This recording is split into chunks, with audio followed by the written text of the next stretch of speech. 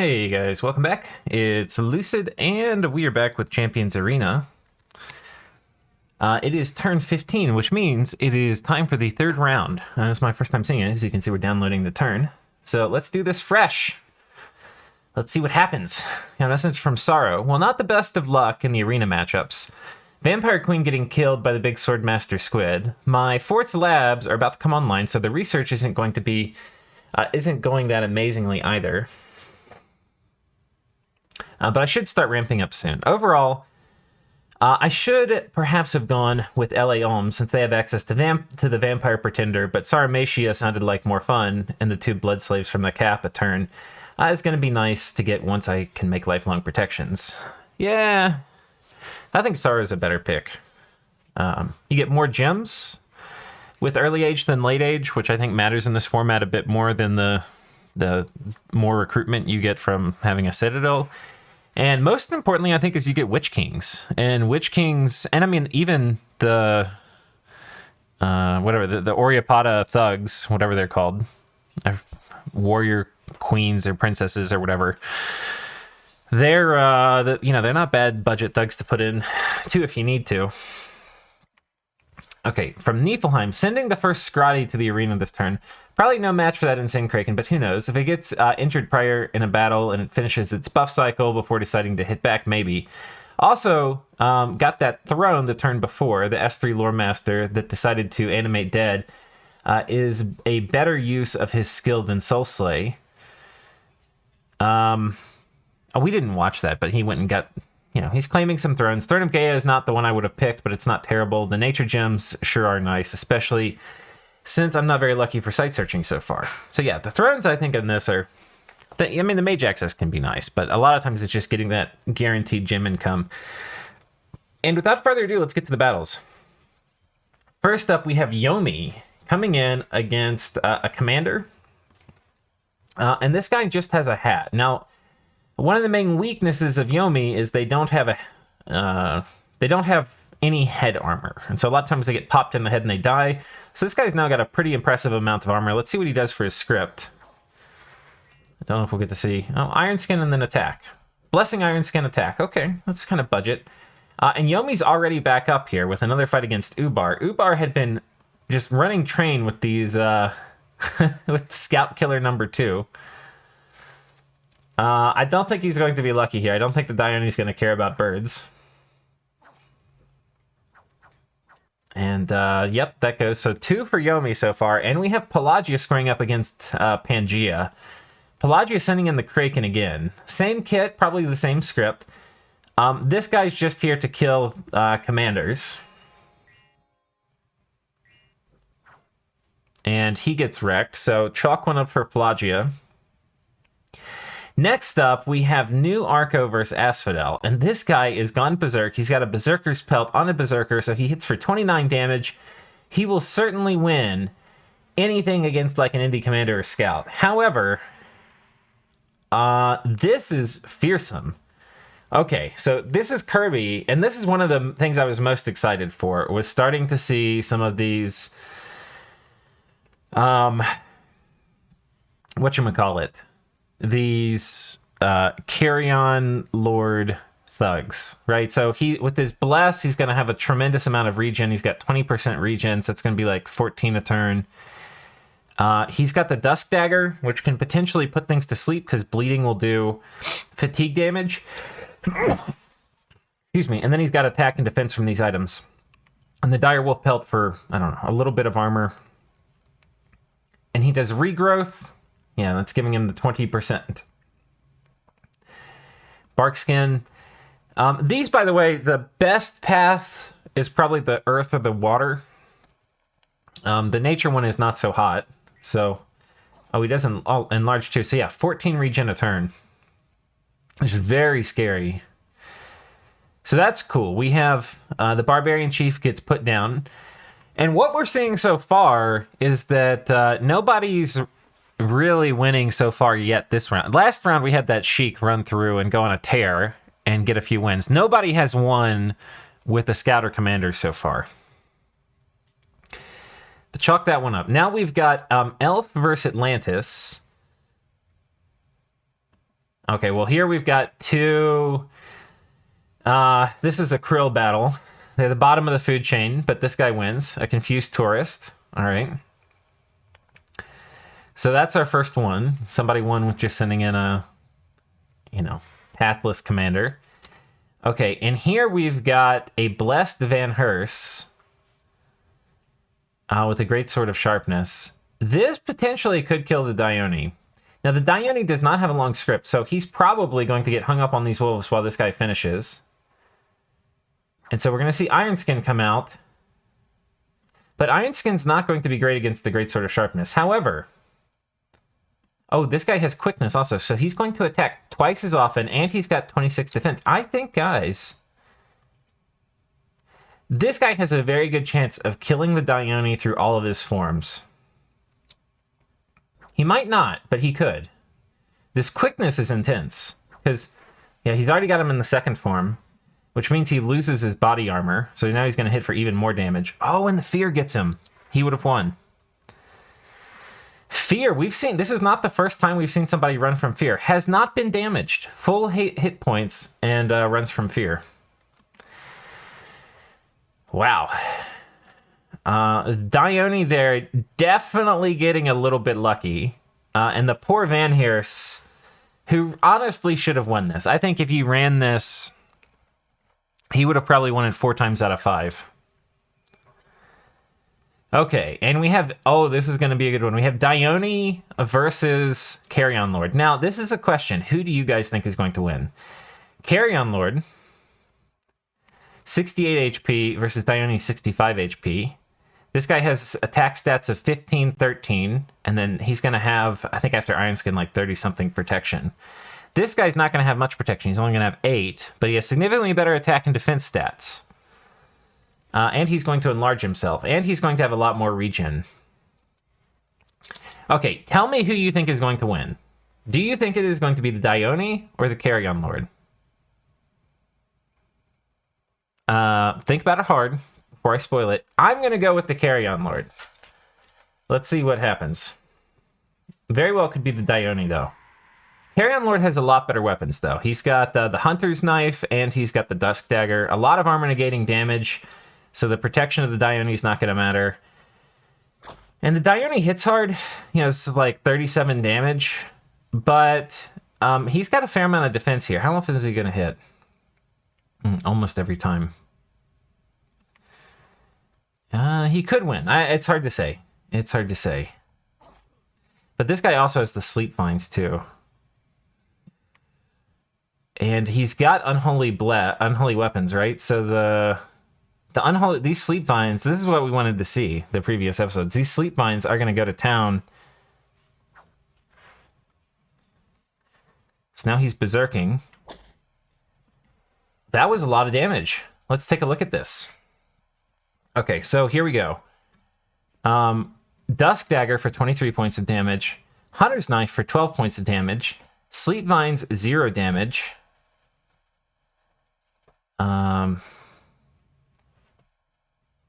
I think this was the Unholy Weapons roll. Sleep Vine, 0 damage. Okay, this guy might have too much protection for the Unholy Weapons to get through. Because even with it being 10 armor piercing, I think this guy's at 30 protection, yeah. So if we look at it, I think this 30 protection is becoming 14. I think that's what we're seeing here. Because it's getting cut in half from the AP. I know the math doesn't completely add up there, but it's close. So anyway, I think it's 10 with a roll versus 14. So this is in some ways like the best use case for Unholy Weapons.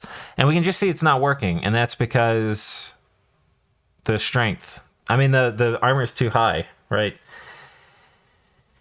The weapons are a cool idea. All the weapon stuff, I just feel like it's so hard to get them to work properly. And this is like as good of a use case as you can almost dream of, and it's still not working. Yeah, still 0 damage. 0 damage. These guys must have 2 attacks because he hit. Number of attacks 3. Wow. Okay, so this is 3 3 times 2. So it's 6. Imagine once he gets the water random. Because then every time he attacks, it's going to be 6 of these Sleep Vine attacks. And they each have a chance to, or they're each doing 10 AP damage to holy units. So I don't think this is affecting his fatigue.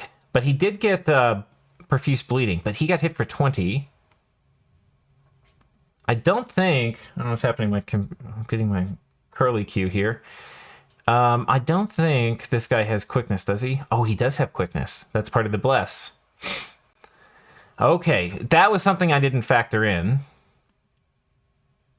This guy's got some pretty fierce afflictions now. Weakened and chest wound. But this guy's got 25 hit points left. Okay, he dodges. Oh, and then he's running. And this guy is not quickened. Okay, I think if you ran this multiple times, I think this guy would probably win a little bit more often than he loses. I think it's probably like, I don't know, this guy wins 6 times and loses 4. And I know I had bet earlier on this dude. However, is this death weapons? Oh my god. That's kind of badass. I don't know why you would get that for Diony, but it's cool as shit. It's super cool. Not ready to fight, but eager. The Oni spirit. Wow, this was really close. And this guy will, by the way, heal his afflictions with recuperation. If he lives. That's a big fucking if in the arena. Wow, that was super close, guys. That was super close. All right. So, chalk one up for Asphodel. Manages to kill the Diony. And we have now a battle with Saramatia. Now, Saramatia had this Skelly spam. She is back. Affliction's gone, ready to Skelly spam. She still only has raised skeletons. There's going to be a major spike in her winning once she gets Horde of Skeletons. The question is, though, will this guy be able to kill these dudes as fast as they get pumped out? And I don't know the answer to this. The problem here is that, well, there's a bunch of problems. One of the problems is he's only got 2 attacks and he's not quickened. So if she can make more than 2 skeletons around... oh, he's on cast spells, too.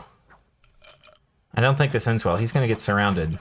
And he doesn't have a ton of protection. So once he gets surrounded, he will get killed. I think he loses this. Yeah, he just can't kill more than 2 around. And she's probably getting close to the point where she's starting to fatigue out. Yeah. So now she's only going to do like half as many. But he is not immune to skeletons. He has a ton of regen, but he doesn't have a lot of protection. All right, and so we have a win for Saramatia. This is probably the first significant win that the Vampire Queen has had, which I'm a little surprised by. I would have thought they would have won more sooner. And then next up, we have a battle from Pelagia.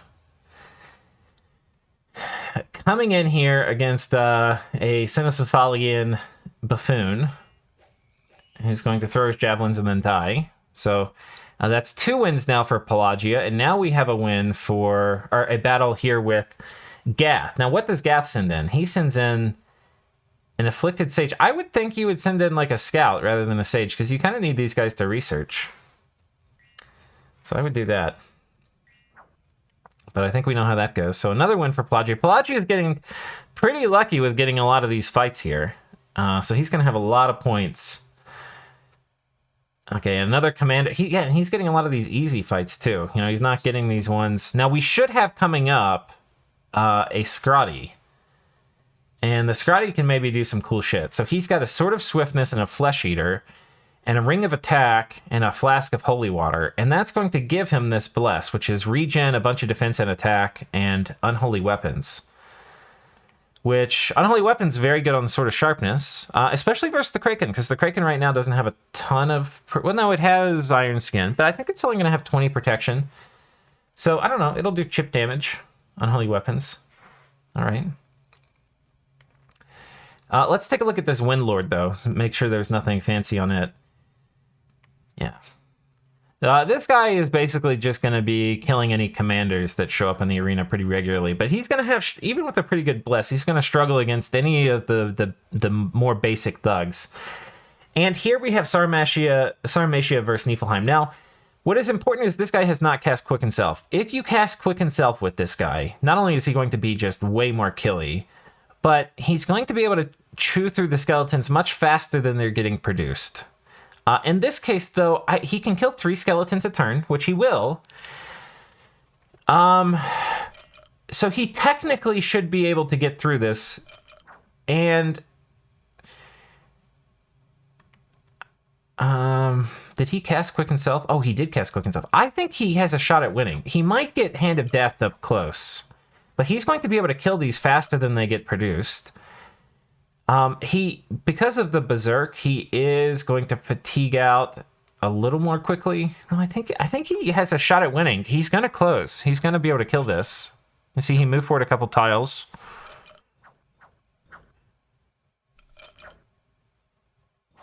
Oh, he wins. He wins. Now, the math is, I'm telling you guys, once he gets Horde of Skeletons with Saramatia, the math is going to completely change. Because instead of making 3 skeletons a turn, he's going to be making, I think we said like 8 or more, maybe like 9. A lot. Wait, he's death. We can do this math real quick. He's death 8. I know we probably did it last time, but I've forgotten, so we're doing it again. So he's going to get 6 on top of it. It's 11 a turn, guys. 11. That is so much, and it's going to cost no fatigue still. So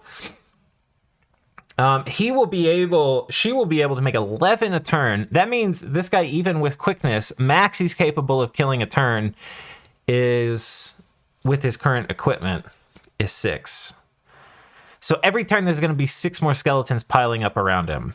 And once he gets Drain Life online, then it'll be like 5 rounds of casting and then advance and cast and do Drain Life. And he'll have things like Lifelong Protection. So I love this Saramatia build. And we have the same... Oh, no. I was going to say the same, but it's not the same. Because I was thinking Saramatia's God made it here. But no, this is a new match. So Niflheim went on a bit of a tear. He's had 2 wins, which is, it's not a bad conversion ratio for a Scrotty. You hope maybe he could get 3 before he would square off against the Kraken. Now, how do y'all think this will go? There's some important considerations here. Like, the Flesh Eater is going to make him go Berserk. He's going to have a shorter buff cycle than the Octopus. The Octopus also is not going to like getting a chest wound, which he will certainly get from this. And that's going to make him fatigue out very quickly once in combat.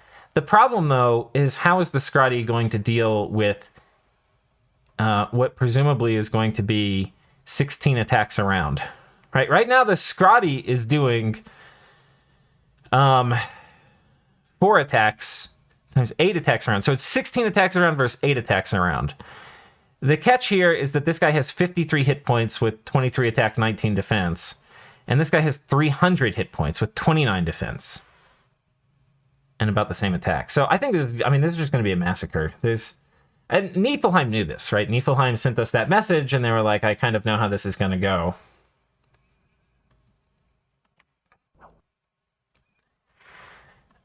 Did not get the chest wound. Still has not gotten the chest wound. Okay, has gotten the chest wound. This guy is at 153. He's gotten half of the hit points gone. Oh, but then he takes 1 turn to hit, and that's it.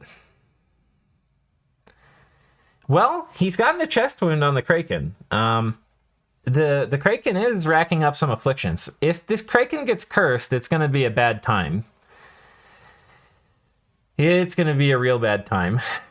Because he'll start stacking up more and more afflictions. And I think the plan with this Kraken is just use him like you stole him. Send him in every round, get as many points as you can in the early game. Because later in the game, there's going to be more... It's going to be harder for the Kraken as the game goes on. Probably not easier. This guy's going to be strong early. He's going to have some ramping up where he gets stronger, as he gets, more magic research, can do more different things, maybe gets... these are pretty good items, though. So, there's some parts of this that will get better, but I think in general, there's going to be a lot more strange and weird things that are going to be set up to kill this as it goes on. Like, the lifelong protections come out. He'll be able to kill a lot of imps around. But, I think the Vampire Queen wants... I mean, we can do the math, right? This guy gets 16 attacks a round, but 2 of those have to be every time. So the Sword of Swiftness, you get 2 attacks, but you can only kill 1 person with the Sword of Swiftness per round.